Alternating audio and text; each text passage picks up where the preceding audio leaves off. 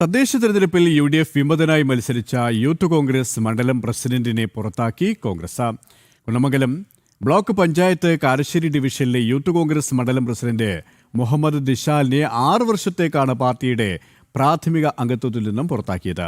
മത്സരരംഗത്ത് പിന്മാറാൻ ആവശ്യപ്പെട്ടെങ്കിലും പിന്മാറാത്തതാണ് കോൺഗ്രസിനെ ചൊടിപ്പിച്ചത്. ഇവരുമായി രമ്യാദാസ് ചേരുകയാണ്. രമ്യ, UDFന് പലയിടത്തും ഇത്തരത്തിലുള്ള ആഭ്യന്തര വിഷയങ്ങളുണ്ട്. UDFന് മാത്രമല്ല LDFനും ഇത് എത്രത്തോളം പ്രകടമാണിപ്പോൾ?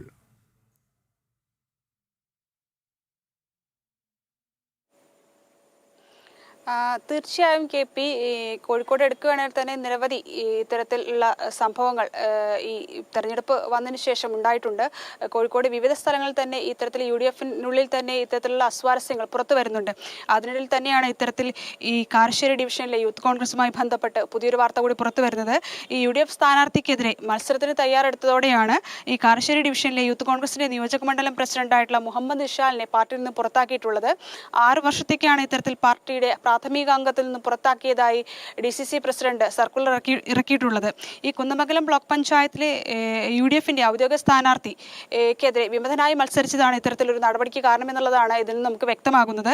ഈ കോൺഗ്രസിന്റെ ഔദ്യോഗിക സ്ഥാനാർത്ഥി VN സുഹൈബ് ആയിരുന്നു. ഈ സുഹൈബിനെതിരെയാണ് വിമത സ്ഥാനാർത്ഥിയായി മത്സരിക്കാൻ ഈ ദിശാൽ തയ്യാറെടുത്തത്. ഈ നിരവധി തവണ ഇതുമായി ബന്ധപ്പെട്ട് കോൺഗ്രസ് നേതൃത്വം ദിശാലിനെ കണ്ട് സംസാരിച്ചിരുന്നു എന്നുള്ളതാണ് നമുക്ക് അറിയാൻ കഴിഞ്ഞത്. പക്ഷേ പിന്മാറാൻ ദിശാൽ തയ്യാറായില്ല. ഇതിനെ തുടർന്നാണ് ഇത്തരത്തിലൊരു നടപടി വന്നിട്ടുള്ളത്. എന്നാൽ ഇതേ തുടർന്നാണ് ഇത്തരത്തിൽ നടപടി എന്നാണ് കോൺഗ്രസിന്റെ വാദം. എന്നാൽ ഇതുമായി ബന്ധപ്പെട്ട് ദിശാലും മാധ്യമങ്ങളോട് സംസാരിച്ചിട്ടില്ലെങ്കിലും നമ്മൾ ഈ വിഷയവുമായി ബന്ധപ്പെട്ട് ദിശാലുമായി സംസാരിച്ചപ്പോൾ നമുക്ക് അറിയാൻ കഴിഞ്ഞത് സ്ഥാനാർത്ഥിത്വം തെറ്റാണെന്ന് ഒരിക്കലും തനിക്ക് തോന്നിയിട്ടില്ല. ഈ മത്സരരംഗത്ത് എന്ത് തന്നെയായാലും ഉണ്ടാവും.